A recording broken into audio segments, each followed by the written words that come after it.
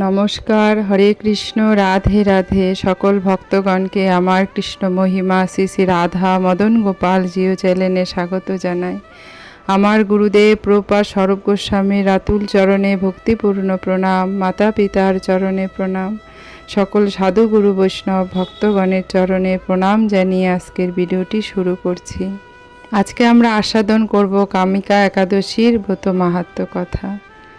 শ্রাবণ মাসে কৃষ্ণপক্ষিয়া কামিকা একাদশীর কথা ব্রহ্ম বৈতব্য পুরাণে যুধিষ্ঠির শ্রীকৃষ্ণ সংবাদে বলা হয়েছে।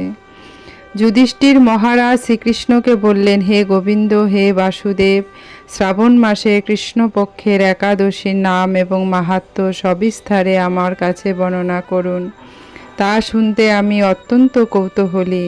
প্রত্যুত্তরে ভক্ত বৎসল্য ভগবান শ্রীকৃষ্ণ বললেন, হে রাজন, পূর্বে দেবর্ষি নারদ প্রজাপতি ব্রহ্মাকে প্রশ্ন করলে তিনি যে উত্তর প্রদান করেছিলেন, আমি এখন সেই কথাই বলছি।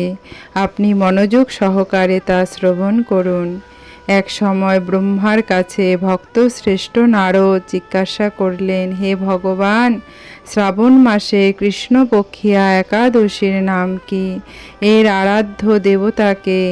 সেই ব্রতের বিধি বা কী রকম? এবং এই ব্রতের ফলে কি পূর্ণ লাভ হয় তা সবিশেষ জানতে ইচ্ছা করি। আপনি কৃপা করে আমাকে তা জানালে আমার জীবন ধন্য হবে। শ্রী নারদের কথা শুনে ব্রহ্মা অত্যন্ত সন্তুষ্ট হলেন। তিনি বললেন, হে বৎস, জগৎ ও জীবের মঙ্গলের জন্য আমি তোমার প্রশ্নের যথাযথ উত্তর দিচ্ছি, তুমি তা শ্রবণ করো। শ্রাবণ মাসে কৃষ্ণপক্ষিয়া একাদশী কামিকা নামে জগতে প্রসিদ্ধা। এই একাদশীর মাহাত্ম্য শ্রবণে বাজপেয় যজ্ঞের ফল লাভ হয়।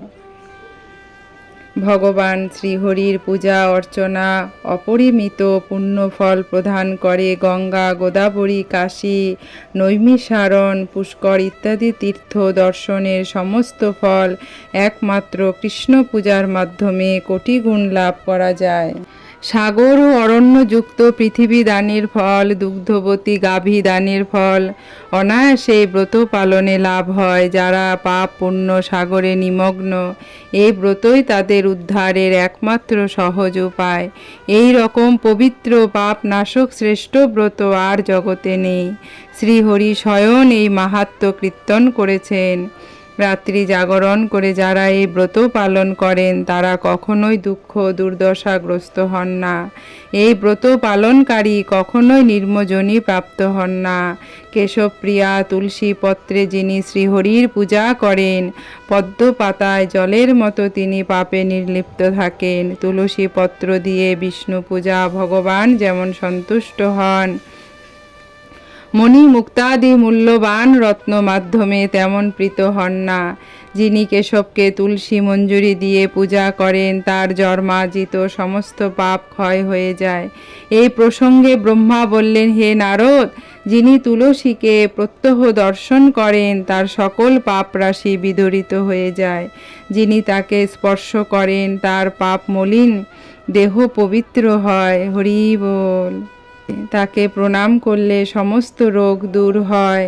তাকে জল সিঞ্চন করলে যমও তার কাছে আসতে ভয় পায়। তাই শ্রী হরির চরণে তুলসী অর্পিত হলে ভগবত ভক্তি লাভ হয়। রাধে রাধে। তাই হে কৃষ্ণ ভক্তি প্রদায়িনী, তোমায় প্রণাম করি। যে ব্যক্তি হরি বাসরে ভগবানের সামনে দীপদান করেন, চিত্রগুপ্ত তার পুণ্যের সংখ্যা হিসাব করতে পারেন না। তার পিতৃপুরুষেরাও পরম তৃপ্তি লাভ করেন। শ্রীকৃষ্ণ বললেন, হে রাজন, আমি আপনার কাছে সর্বপাপ হারিণী কামিকা একাদশী মাহাত্ম্য বর্ণনা করলাম।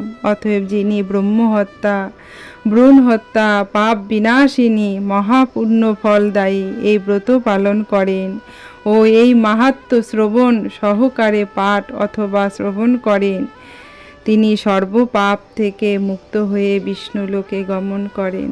হরি বল।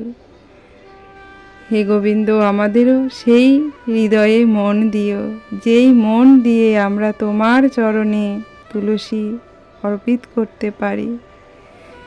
সেই অর্পিত তুলসী তুমি গ্রহণ করো আর আমাদেরকে ভগবত ভক্তি লাভ করা। আমরা যেন সকলে এই ধরাতে আমরা ভগবত ভক্তি লাভ করে প্রেমানন্দে আমরা যেন জীবন অতিবাহিত করি। রাধে রাধে। ভক্তগণরা আপনারা সবাই ভালো থাকবেন, ভিডিওতে লাইক শেয়ার সাবস্ক্রাইব করবেন। হরি বল, রাধে রাধে।